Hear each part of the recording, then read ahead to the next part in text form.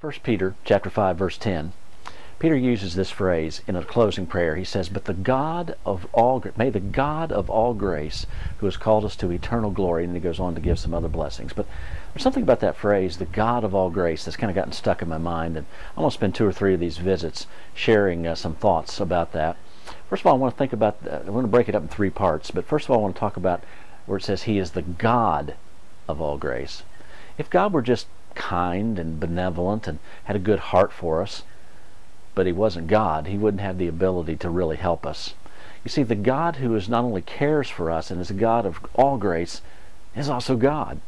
You see, there's never been a tight spot that anyone has ever been in that He couldn't get you out of. There has never been a disease He couldn't heal. There's never been a problem He couldn't solve. The fact of the matter is that He is the God of all grace. He not only has grace for us, He has the ability to make that grace effective in our lives. I really don't know what you're facing today, whether there's any tight spots or any problems that you need God to be at work in your life in. But be assured of this. Not only is He a God of all grace, but He's also God. He's able to pull off whatever you need.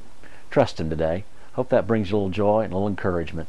And might you just meditate on that phrase that the one that we serve is the God of all grace.